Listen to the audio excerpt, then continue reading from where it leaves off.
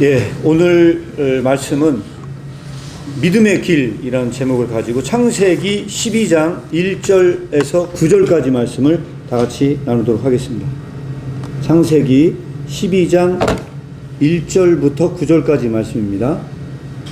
여호와께서 아브람에게 이르시되 너는 너의 고향과 친척과 아버지의 집을 떠나 내가 내게 보여줄 땅으로 가라. 내가 너로 큰 민족을 이루고 내게 복을 주어 네 이름을 창대하게 하리니 너는 복이 될지라.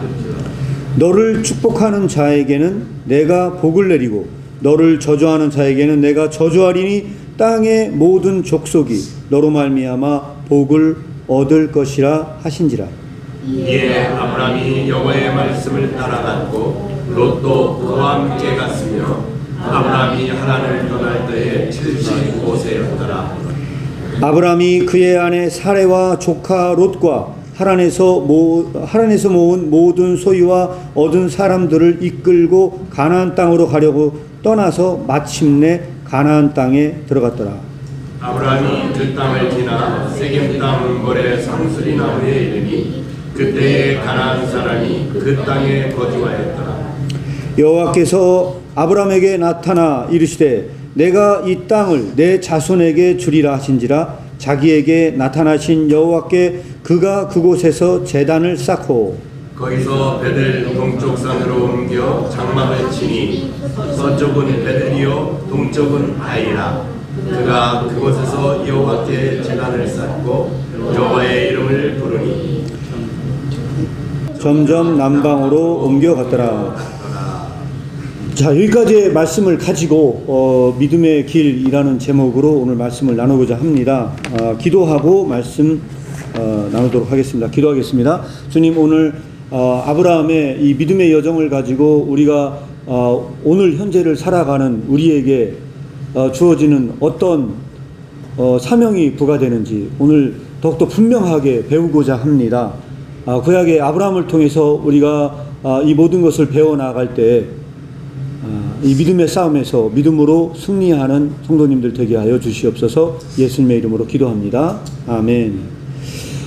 지난 시간까지 우리가 이제 니므롯 이후에 있었던 일들을 좀 나눴습니다. 그래서 바벨탑 사건에서 절정을 찍었다고 말씀을 드렸어요. 하나님께서는 또 다른 하나님의 사람을 준비시킵니다. 그것은 뭐냐면 이 바벨탑 사건으로 노아의 후손들이 타락을 했을 때 하나님의 자손을 준비시키는데 그 사람이 누구냐면 바로 아브라함이었어요. 그래서 이 아브라함은 정확하게 바벨탑 사건과 연계시켜서 해석을 해야 된다는 게 저 개인적인 생각입니다. 그래서 이 바벨탑 사건은 이 아브라함과 어떻게 정확하게 달랐는지 이런 부분들을 한번 우리가 생각해 볼 필요성이 있기 때문에 창세기 12장을 우리가 말씀을 또 이게 꺼냈습니다. 그래서 오늘 중요한 질문 여러분들에게 던지도록 하겠습니다. 이 중요한 질문은 바로 이겁니다. 아브라함이 살던 곳은 어디였을까요? 평지. 예? 평지요? 네. 네, 평지는 맞아요. 거기가 평지예요. 평지인데 중요한 건 뭐냐면 역사적으로 여기는 문명의 발상지에 살았어요. 유프라테스와 티그리스와 유프라테스 강이 만나는 지점. 오늘날로 얘기하면 거기가 아마 이라크 땅으로 알고 있어요. 네? 붉은 방하고 빨간 붉은 방하고 파란 거? 그 뭐라고 어디라고? 우르. 박수 맞췄어요. 자, 이 지역은 갈대아 우르 지역이었어요. 갈대아 우르. 갈대아 우르 지역이 어떤 지역인가가 우리는 생각을 해볼 필요가 있어요. 그래서 이 아브라함이 살던 지역은 굉장히 중요하다. 그럼 갈대아 우르라는 지역이 그 당시에 어떤 지역이냐? 여러분들 그 전 세계 4대 문명이 뭔지 아시는 분 있어요? 뭐예요? 4대 문명이? 중국 문명하고 인디스 문명하고 메소포타미아 문명. 중국 문명, 황하 문명, 메소포타미아 문명, 인더스 문명. 또 그 중에 하나가 요 메소포타미아 쪽 문명하고요. 마지막 하나가 이집트 문명이에요. 예, 근데 이집트 문명인데 자, 또 있어요? 그 황홀은 세계 4대 문명 아니에요? 그래요? 한국은 아니에요? 네? 자, 어쨌든 전 세계 문명이 있어요. 근데 엄밀하게 얘기하잖아요. 엄밀하게 얘기하면 전 세계 이게 4대 문명이 아니래요. 어떤 학자들에 의하면 전 세계 4대 문명이 아니고 2대 문명으로 얘기를 해야 된대요. 왜 그런지 아세요? 왜 2대 문명으로 얘기를 해야 되냐면요. 그만큼 메소포타미아 문명과 이집트 문명이요. 시간적으로요. 굉장히 이른 시기예요. 네, 그래서 어느 정도 이른 시기인지는 우리가 지난 시간에 나눴었어요. 어떤 걸 나눴냐면 피라미드가 BC 2550년경이기 때문에 이거는 우리나라의 문명이 발상하고 비교해 봤을 때도 너무나 이른 시기죠. 그래서 이거는 좀 생각할 수 없을 만큼 너무 빠른 시기이기 때문에 그래서 그렇게 설명한 사람인데 그 중에 하나가 오늘 나누고자 하는 바로 메소포타미아.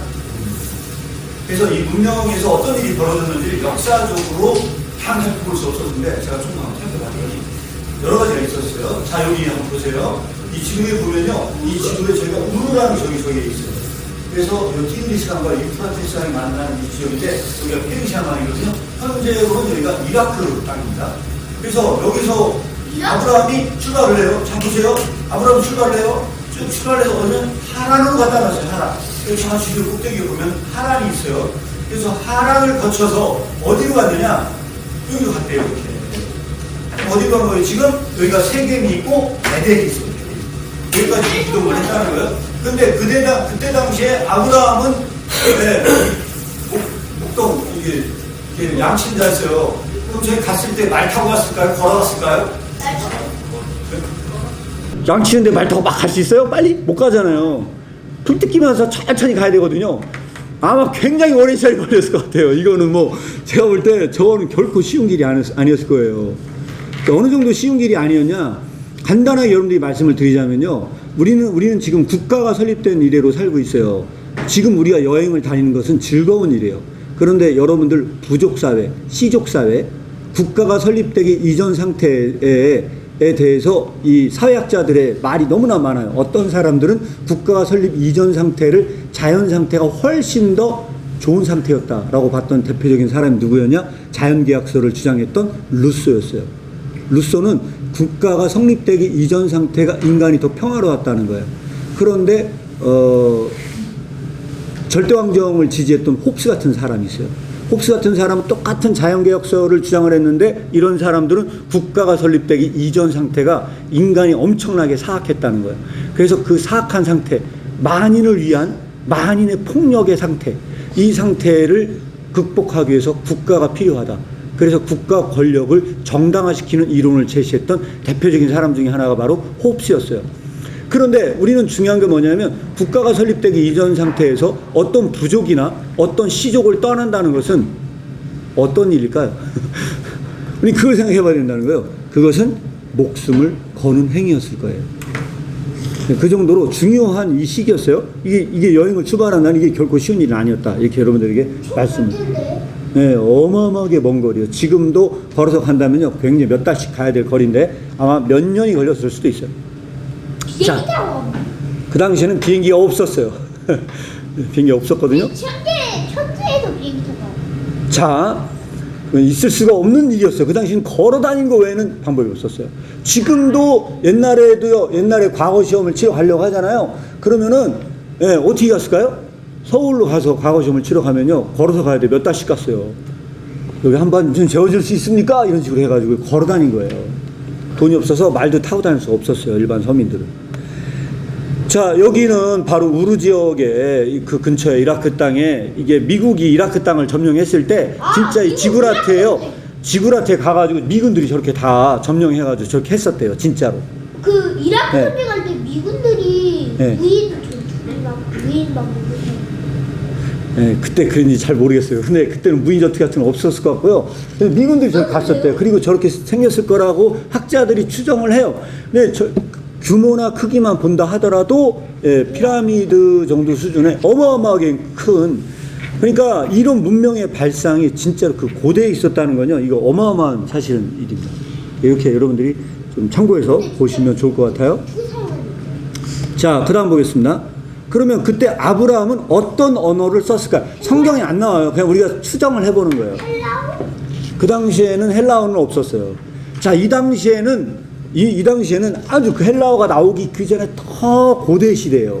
이 고대 시대에는 어떤 언어를 썼을까라고 봤을 때 이 고대에는 어떤 언어를 썼냐면요. 네? 수메르인들이 살았다면요. 수메르어를 썼을 거예요. 아니면 아카드인들이 거기서 살았을 거라고 추정을 해요.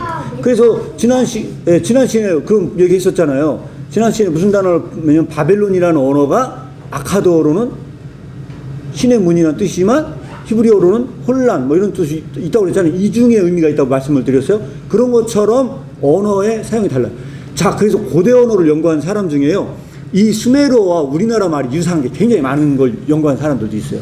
우리나라 말에서 나도 수메르에서 나야 막 이런 식으로 야, 밭에 가봐. 밭도 수메르에서 밭. 아, 그럼 우리나라가 그래서 우리나라 말과 실제로 그런 유사성을 연구하는 학자들 정말 있습니다. 그래서 이 아브라함의 언어를 연구하는 사람도 있다. 그래서 그 옛날에 한참 저기 논란이 있던 책이 하나 있어요. 아리랑 민족이라는 책을 쓴 사람이 있었어요. 아리랑 민족이 그 알이요. 알라 할 때 그 알이래요. 신이란 뜻이래요. 그래서 뭐냐면 아리랑이 원래 알이랑에서 이게 리을이 탈락해서 아리랑이 됐대요. 그 사람 말로는.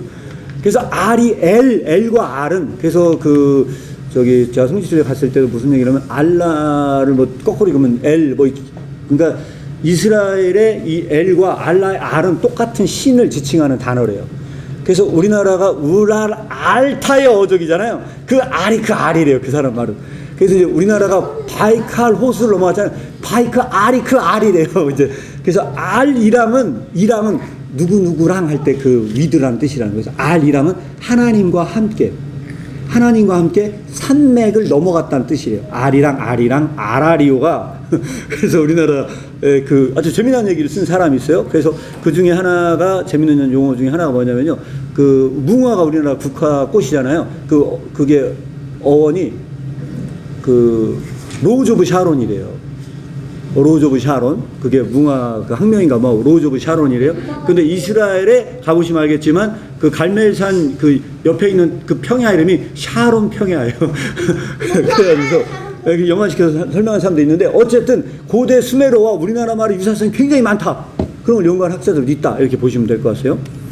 자, 이거는 대표적인 길가메시 서사시인데요. 이 길가메시 서사, 이 길가메시예요. 네요. 이게. 근데 그때 한번 보여줬잖아요. 거인족이라고. 그래서 뭐라고 얘기를 하냐면 이 수메르인들이 아마도 거인족이지 않았냐라고 추정을 하는 사람들도 있어요. 그런데 이 길가메시 서사는 총 7장으로 구성이 되어 있대요. 근데 그 중에서 5장이 홍수 이야기래요.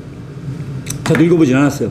블로그에 나와 있는 여러 가지 자료를 참고해서 여러분에게 말씀을 드리자면 이래요. 근데 제가 왜 이 말씀을 드리냐? 아브라함이 정확하게 우르를 떠났을 때와 동시대에 비슷한 시대에 수메르의 역사가 바로 이 길가메시 서사 이야기입니다. 약 BC 4000년경에 해당이 되는데 아브라함이 정확하게 살았던 시기가 바로 이 시기에 우르에 살았기 때문에 여러분들에게 제가 이 이야기를 말씀을 드려요. 그러면 여기 보시면 알겠지만 저기 사자예요. 사자. 고양이가 아니고 사자. 자, 사자를 고양이처럼 안고 있을 정도의 크기다. 이 길가메시에 나와 있는 이야기는 그때 말했던 그거예요. 이게 바로 정확하게 이 시기가 겹치고 또 중요한 거는 우리가 날짜 계산을 해보면요. 이 비슷한 시기에 겹친다는 걸 여러분들이 좀 알 수 있을 거예요. 보시면 되는데요. 그래서 제가 여러분들이 여기다가 이렇게 날 계산을 했어요. 이거는 제가 사실 어제 굉장히 고생해서 계산을 옛날에 계산해 놓은 게 있었는데 아무리 찾아도 없는 거예요. 다시 계산했어요. 제가 찾아낸 게 없어가지고. 성경을 토대로 이게 11장에 나와 있는 얘기예요. 창세기 11장에 족보에 나와 있는 얘기인데 이 기준점은 뭐냐면요. 제가 이 기준을 75세에 창세기 12장에 아브라함이 본토 직접 아비 집을 떠났다고 얘기를 했어요. 그리고 여기서 중요한 건 600세. 홍수가 딱 끝나고 났는데 이 노아가 600세였고요. 그리고 홍수가 난 2년 후에 셈이 아들을 낳았대요. 100세. 2년 후에. 그래서 제가 날짜 계산을 저기다가 이렇게 602세로 제가 써놨고요. 그때 이 600세. 이게 이제 아르박사스는 600세를 살았고요. 100세에 셈을 낳았어요. 그러면은 셈을 낳았고요. 그 다음에 35년이 지나서 아르박삿이 셀라를 낳았어요. 그래서 이걸 쭉 해서 연대 계산을요 쭉 해서 더했더니 제가 이제 계산한 결과는 365년이 나왔어요. 이게 무슨 얘기냐면 홍수 이후에 아브라함이 떠났을 때 365년이 흘렀다는 이야기예요. 홍수가 난 후에 365년이 흐른 다음에 아브라함이 75세에 거기서 떠났어요. 그러니까 그 12장, 창세기 12장 사건은요, 제가 계산한 바로는요, 홍수 이후에 365년 후의 사건이라는 얘기예요. 그렇게 계산할 수가 있어요. 그럼 이건 이 의미는 어떤 의미를 갖느냐? 이 의미는요, 365년이라는 건 무슨 얘기냐면요, 아브라함이 떠날 때 75세 때 아르박삿이 465세였다는 이야기예요. 근데 600세 죽었으니까 아직도 135세는 더 살았다는 이야기예요. 그 이후에. 그래서 생존했다. 아브라함이 75세 때 떠날 때. 그리고 셀라는 438세를 살았어요. 그래서 그 당시에 아브라함이 75세 떠날 때 365세였고 생존했어요. 그래서 생존자들의 명단을 여기다 넣은 거고요. 요 분은 사망을 했어요. 일찍 죽어서 사망을 했고, 그 다음에 아브라함 이거 제가 이거 잘못 쓴 것 같아요. 이 사망을 잘못 썼는데요. 나홀이 사망입니다. 나홀이 좀 뭐가 좀 이상한데. 데라가 사망 맞나? 아닌데.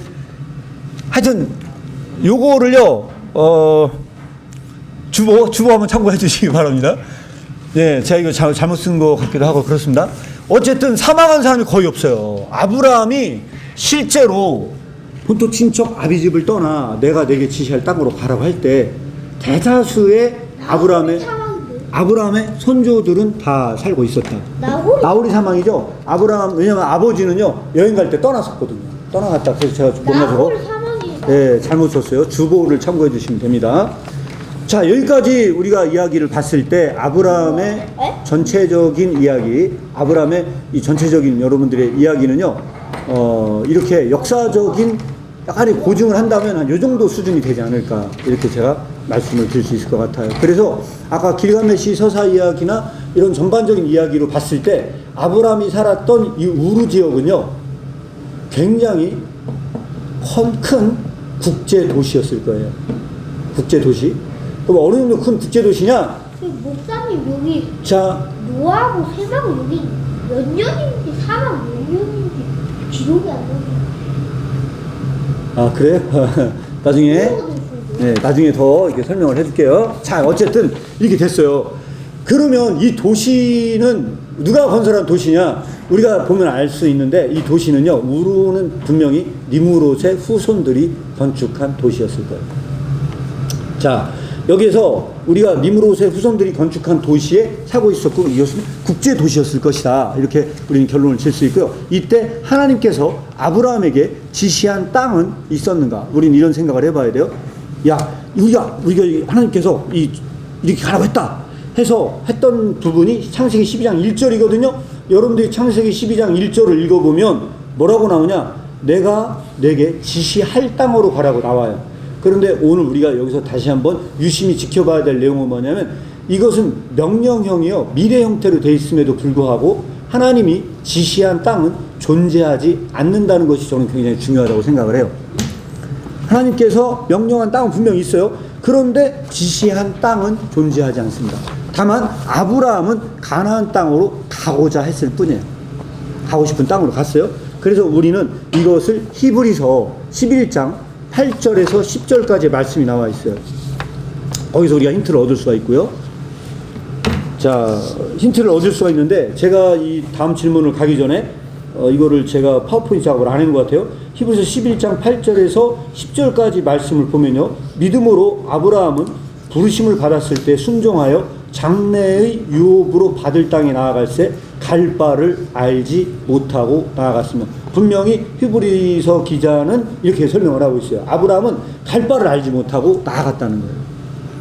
알고 간 것은 아니지만 그가 원하는 땅으로 갔던 것 같아요. 믿음으로 그가 이방 땅에 있는 것 같이 약속의 땅에 거류하여 동일한 약속을 유업으로 함께 받은 이삭과 야곱과 더불어 장막에 거하였다. 이 장막은 영어로는 텐트예요. 텐트 치고 살았다, 이렇게 나와 있습니다. 자, 여기서 오늘 중요한 그 비교 설명을 하려고 이걸 꺼내들었어요. 중요한 비교 설명을 하려고 꺼내들었거든요. 자, 중요한 퀴즈예요. 이 중에 하나라도 알아맞힌 사람에게는 나레날 한결에게는요 달란트를 드리도록 하겠어요. 네? 네? 달란트. 지금 여기 나와요. 바로 니므롯과 아브라함의 길이 어떻게 달랐나요? 자, 어떻게 달랐나요는 지금까지 얘기한 거에서 힌트가 다 들어있어요. 니므롯은 영어로 아브라함이 그냥 틀리고. 자, 그래서 지금 바로 갑니다. 이제 들어갑니다. 자, 니므롯과 아브라함의 차이를 설명 드리도록 하겠습니다.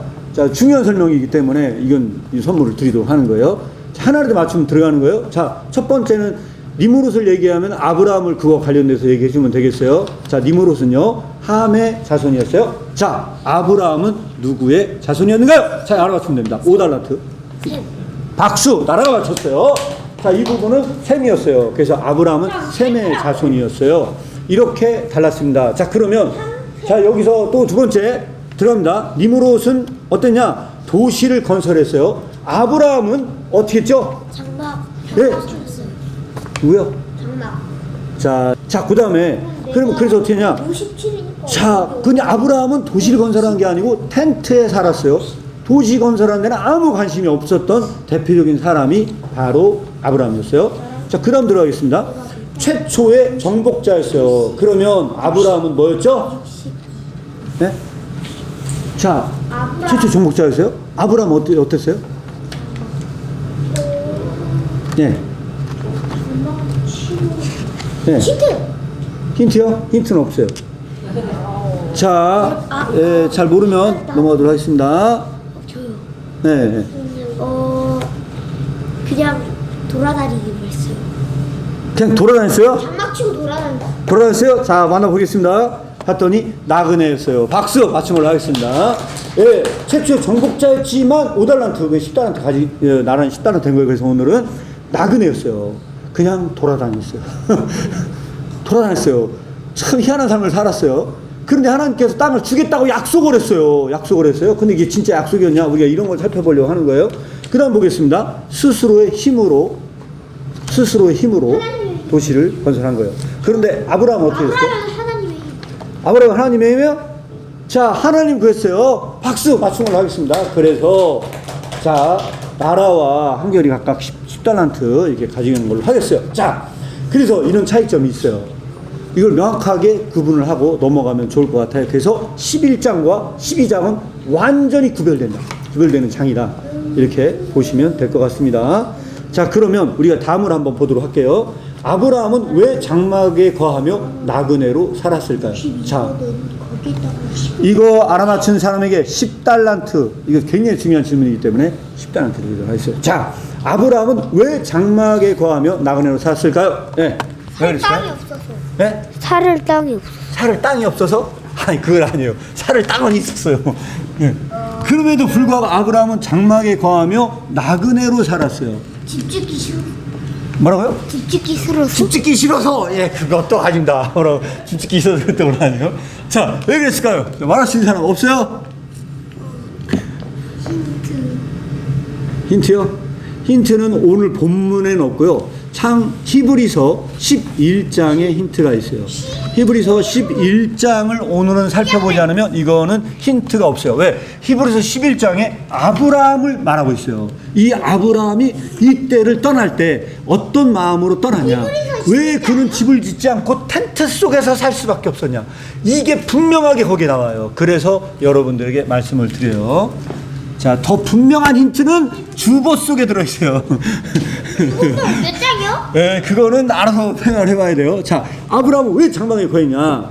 자, 답을 못 찾는 걸로 알고 넘어가도록 하겠습니다.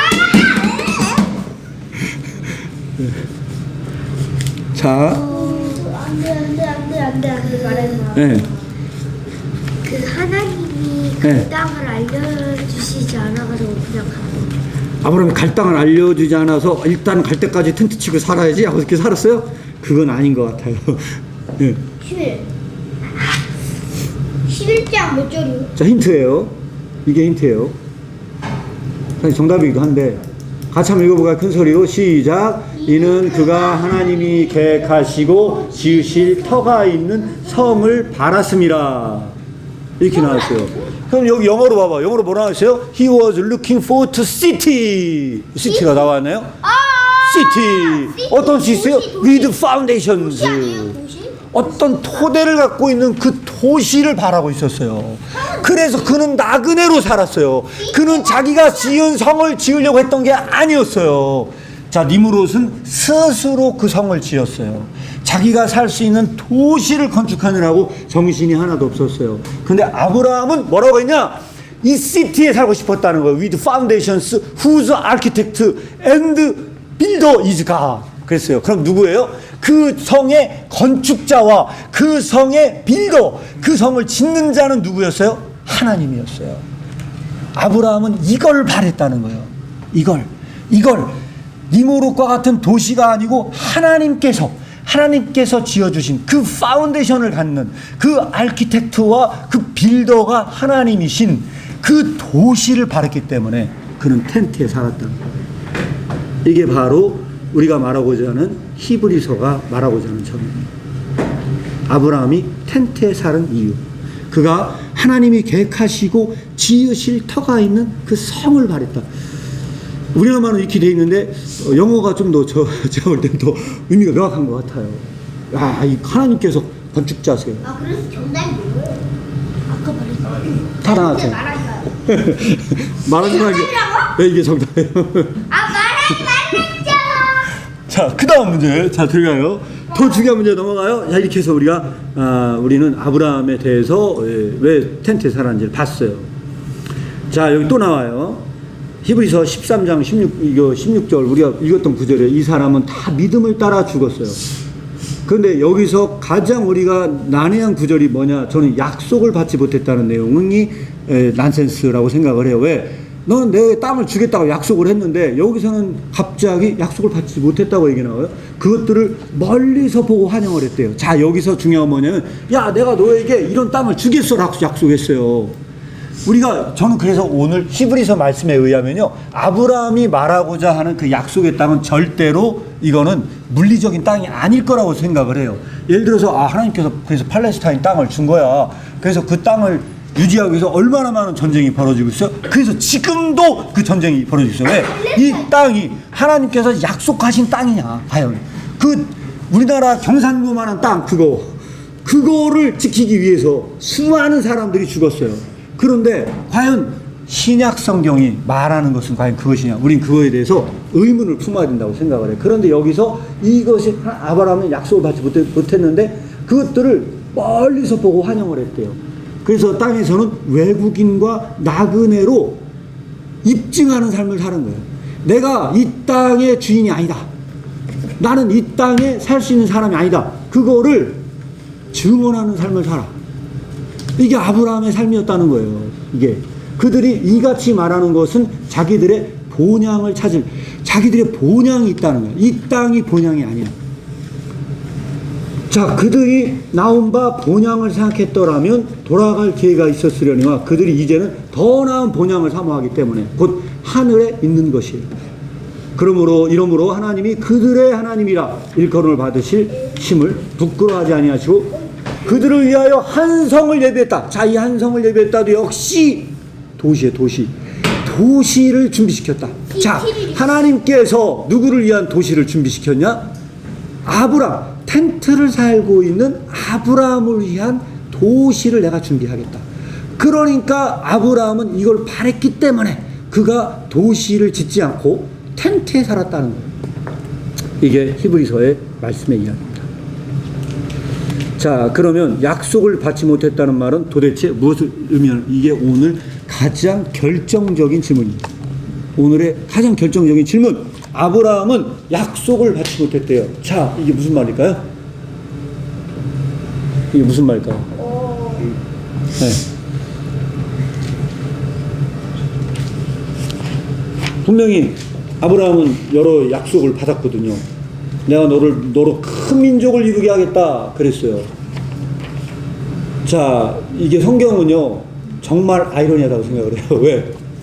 너로 큰 민족으로 이루겠다고 분명히 하나님께 약속했거든요. 자식이 하나도 없어. 분명히 하나님 큰 민족을 이루겠다고 했는데 자식이 없어요. 자식이 없는데 나중에 어떻게 돼요? 한신이 자식 하나 생겼는데 그걸 죽이래. 말도 안 되는 거거든요. 근데 큰 민족을 이루라고 했던 그 하나님께서 말이 되는 소리가 아니잖아요. 그거는. 그러니까 이게 아브라함이 있는 믿음이에요. 근데 그것을 멀리서 보고 환영을 했어요. 아브라함이. 근데 아브라함이 죽을 때 큰 민족을 이루는 걸 보고 죽었을까요? 안 죽었을까요? 아브라함 죽을 때 그냥 자식 하나뿐이어서. 그러니까 중요한 건 뭐냐면요. 성경이 말하는 이 약속은요. 달리 해석을 해야 된다고 생각해요. 네. 무슨 의미입니까? 약속을 받지 못했다. 그래서 이 약속은요. 우리가 일반적으로 생각하는요. 무슨 약속이냐? 이 땅을 내가 너에게 주겠다고 얘기했을 때는요. 비극이에요. 비극. 아브라함. 왜 비극이냐? 당장 아브라함이 어떻게 됩니까? 그 땅을 허락하셨다고 했을 때 오늘 우리 예배를 드렸어요. 예배 드렸죠? 오늘 본문에 보면 예배 드렸어요. 어떻게 예배를 드렸나요? 제가 오늘 본문 설명은 다 말씀을 드리지 않았는데 이 땅을 내가 주겠다고 얘기했을 때 7절에 보면 아브라함이 가서 이 땅을 내 자손에게 주리라 약속하셨어요. 그랬더니 여호와께 단을 쌓았어요. 단을 쌓았다는 건 뭐냐면 예배를 드렸다는 의미예요. 와, 주님 너무 감사해요 하고 예배를 드렸다는 얘기예요. 그리고 나서 8절에 보니까 뭐라고 나와요? 8절에 보니까 장막을 치는 거기서 벳엘이라고 써놓고 그때 여호와의 이름을 불렀어요. 이거는 뭐하고 이름이 비슷해요? 가인이 여호와 이름을 부르지 못하고 그 후손들이 잘못을 범했을 때 셋이 나타났죠. 그 셋이 나타났을 때 비로소 여호와의 이름을 불렀다고 나와요. 똑같아요. 여기서 비로소 아브라함이 단을 쌓고 하나님께 예배를 드리고 난 다음에 그곳에서 여호와의 이름을 불렀다고 이야기가 나와요. 그런데 이걸로 따지고 보잖아요. 그러면은 이 땅을 물리적인 땅으로 설명을 할 수가 있냐 라고 하는 부분에 대해서 이거는 그렇지 않다라고 저는 개인적으로 생각을 하고 넘어가겠습니다. 그래서 결론적으로 뭐냐? 자, 이 땅을 자손에게 주려 약속했지만 하지만 아브라함은 약속은커녕 기근으로 이집트로 결국은 이사를 가야 해요. 이집트로 도망을 가야 됐어요. 이집트로 도망을 갔을 뿐만 아니라 그 이후에서도 역시 마찬가지예요. 따라서 땅은 물리적인 것을 의미하는 것이 아닙니다. 이 부분은 물리적인 것을 해석할 수가 없다. 여기에 저는 결론적인 이야기입니다. 하나님께서 말씀하신 이 도성, 이 도시는요, 우리가 살아가야 될 물리적인 것을 의미하는 게 아니고 우리의 영적인 측면을 말한다고 생각을 해요. 그러니까 이런 점에서 이거는 다시 해석을 해야 된다. 자, 마태복음 4장 16절을 보면 이렇게 나와 있습니다. 마태복음 4장 16절에 보니까 흑암에 앉은 백성이 큰 빛을 보았고 사망의 땅과 그늘에 앉은 자들에게 빛이 빛이었도다 하였느니라. 이런 구절이 나와요. 예수님의 오심을 설명을 할 때 이런 설명을 하거든요. 자, 예수님의 오심을 설명을 할 때 이 설명을 해요. 자, 여러분, 우리가 땅에 관련에 대해서는요, 이런 말씀을 드릴 수 있을 것 같아요. 이 땅의 주인은 누굴까요? 엄밀하게 얘기하면 이 땅의 주인은 누구예요? 이 땅의 주인은 하나님이고 예수님이세요. 그 예수님이 이 땅에 오셨을 때 상황이 어땠어요? 흑암에 앉은 백성들이 사망의 땅, 이 땅은 사망의 땅이었어요. 왜 이 땅에 사망의 땅이 되었을까요? 이 땅이 왜 사망의 땅이 되었을까요? 저는 저게 굉장히 그 중요한 표현이라고 생각을 해요. 왜 사망의 땅이 되었냐? 정복자들 때문에. 이 사람들은요, 땅을 정복하기 위해서 너무나 많은 사람들의 피를 흘렸어요. 그래서 땅을 정복하기 위해서는요, 많은 사람의 무고한 사람들의 피가 흘려요. 그래서 성서는 그 땅을 무슨 땅이라고 부르냐? 사망의 땅이었고 그늘진 땅이었다는 거예요. 그 사람들이 어두운 가운데 있었어요. 근데 그 사람들이 예수 그리스도와 온과 함께 무엇을 보았어요? 큰 빛을 보았어요. 왜? 이 분이 누구였냐? 이 땅의 주인이 세상에 왔을 때. 그리고 그 앉은 자들에게 빛이 빛이었어요. 이 성경은 그렇게 설명을 하고 있는 거예요. 이것을 그렇게 설명을 하고 있거든요. 그래서 이 땅이 사망의 그늘진 땅이 된 이유는 뭐냐? 저는 이 구약의 말씀과 연관시켜서 해석을 한다면요, 이 정복자 정신은 이 땅을 가장 오염시키는 존재들이라고 생각을 해요. 오염시키는 존재들. 그런데 이 땅을 오염시키는 존재들이라고 한다면 중요한 퀴즈 하나 내도록 하겠습니다. 그럼 이 땅을요, 정화시키는 사람은 누구일까요? 아브라함? 누구야? 아브라함? 맞아, 아브라함도 그런 사람이 될 수 있어요. 근데 정확하게 우리가 이 신약의 말씀에 의하면 이 땅을 맑게 하고 정화시키는 사람은 누구일까요? 누굴까요? 누구요? 박수! 나라가 맞췄어요. 나라 5달란트 가져갑니다. 온유한 사람이에요. 왜 그래요? 왜 그래요? 읽어봐요. 나라 주보 보고서 얘기한 거죠? 마음이 온유한 자가 땅을 기업으로 받아요. 자, 땅을 기업으로 받아요. 아브라함이 받는 땅은 정확히 저는 그런 땅이라고 생각을 해요. 아브라함이 받는 땅은요, 아브라함이 가는 곳마다 바로 그 땅을 변화시키는 자. 이것이 바로 아브라함이 해야 될 몫이었어요. 그래서 만약에 아까 아브라함이 그 물리적인 땅으로 온 비극이라고 했잖아요. 당장 창세기 13장 넘어가면 이집트 갔다 오거든요. 근데 갑자기 재산이 늘어요. 재산이 늘어가지고서 도저히 같이 양을 키울 수 없어서 롯과 헤어져야 될 시점이 와요. 그때 뭐라고 하냐면 아브라함이 뭘 얘기하죠? 아브라함이 장자거든요. 그러면 땅을 소유할 권한이 누구한테 있어요? 장자한테 있거든요. 근데 아브라함은 그때 먼저 땅을 선택하라고 이야기를 해요. 누구 보고? 롯 보고 먼저 선택하라고 그래요. 그러면 땅을 원래 소유할 수 있는 권리는 누구한테 있어요? 아브라함한테 있거든요. 아브라함이 권리를 포기한 거예요. 물리적인 땅, 그 땅을 포기했어요. 야, 네가 원하는 땅을 네가 먼저 선택해 했을 때 그때 롯은요 가장 비옥한 땅을 먼저 선택했어요. 그럼 아브라함은 사실은요 땅을 얻은 게 아니고 잃은 거나 마찬가지야. 잃었어요. 스스로 잃었거든요. 근데 더 중요한 건 뭐냐면 그 땅을 잃었을 뿐만 아니라 그는 양치기에 적합하지 않은 땅을 얻게 돼요. 근데 그거는 자기가 가질 권리를 포기한 겁니다. 따라서 이 부분은 그렇게 해석될 수 없는 부분이 있다는 걸 말씀을 드리는 거예요. 자, 하나님께서 허락하신 땅은 누구에게 주어집니까? 아까 우리가 이런 얘기한 거예요. 누구한테 주어져요? 온유한 자에게 주어져요. 온유한 자에게. 그래서 이것은 영적인 땅을 의미한다. 이렇게 여러분들에게 말씀을 드릴 수 있습니다. 자, 여기까지 제가 작업을 다 마무리했어요. 여기까지는 작업을 다 했는데, 자, 여러분들 우리가 이 땅을 살아가면서 많은 일들이 있습니다. 많은 일들이 있고 또한 이 세상에서도 어떤 욕심을 부리고 살아가려고 하는 수많은 사람들이 있습니다. 그런데 믿는 자는 어떤 삶을 살아야 되느냐라고 한다면요, 저는 아브라함과 같은 삶을 살라고 말씀을 드립니다. 그런데 아브라함과 같은 삶은 저는 쉬운 삶은 아니라고 생각을 해요. 왜 쉬운 삶을 아니라고 생각을 하냐? 오늘 본문에서 나오는 아브라함의 복도요, 이거는 일반적으로 생각하기에는 조금 문제가 있는 복이에요. 왜 그러냐면 아브라함이 받는 복은 한마디로 얘기하면 너를 저주하는 자에게는 저주가 나가고 너를 축복하는 자에게 축복이 갈 거라고 얘기를 해요. 그러면서 결국 뭐냐면 아브라함은 복덩어리가 될 거다. 자, 아브라함이 복을 받는다는 게 아니고 성경은 약간 그런 뉘앙스로 말을 해요. 아브라함이 복을 받는다는 얘기가 아니고 아브라함 때문에 다른 사람이 복이 된다. 자, 아브라함을 저주하면 저주가 나가지만 아브라함에게 축복하는 자에게는 복이 나가. 그래서 아브라함 때문에 많은 사람들이 복을 받게 될 거예요. 이것이 바로 아브라함의 복이에요.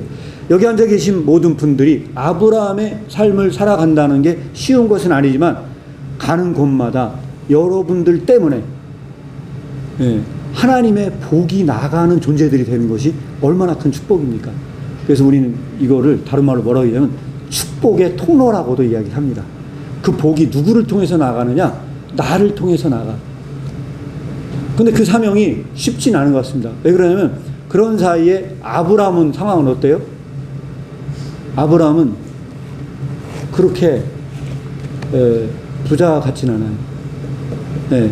그런 결론에 도달해요. 그래서 제가 여러분들이 여기다가 제가 키르케고 일기 나온 글을 하나 마지막 하나 넣어놨어요. 주보에다 넣은 줄 알았더니 안 넣어놨네요. 제가 주보를 보시면 되는데 일기에다가 이렇게 넣어놨습니다. 일기에다 뭐라고 넣어놨냐면요, 맨 마지막에 넣어놨어요. 이 땅에서 아브라함은 매장지만 소유했을 뿐이다. 그럼에도 그는 하나님이 선택한 사람이었다.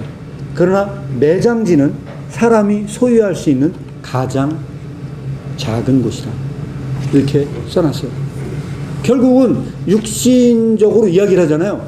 아브라함은요, 정말 가진 것 없이, 가진 것 없이 간 사람이었고요. 또 중요한 건 뭐냐면, 그럼에도 불구하고 이 타락한 조카 롯을 구하러 가기 위해서 굉장히 중요한 전쟁을 치르기도 합니다.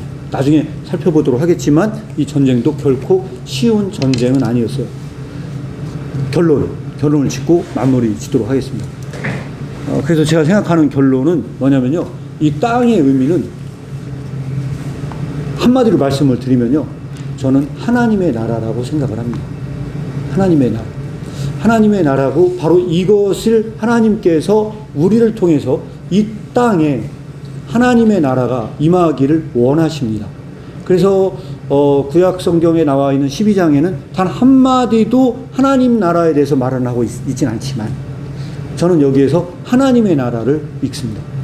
여기 앉아 계신 모든 분들이 이 사명을 감당하기를 축복합니다. 그래서 이 카리스 교회뿐만 아니라 앞으로 여러분들이 살아가는 그 모든 곳곳마다 이 하나님의 나라가 임했을 때 하나님께서 허락하신 새 땅이, 하나님께서 허락하신 새 땅은요, 우리가 히브리서에 말하는 것처럼 그 도성을 멀리서 보고 환영해요. 그런데 그 땅이요, 우리가 이 지상에서 아브라함의 삶을 살아가기 원하면서 우리가 있는 곳곳마다 그 현장이 하나님의 나라가 되는 그 기적을 맛보게 되리라 생각을 합니다. 이것이 하나님께서 원하는 거고요. 이게 교회의 사명입니다.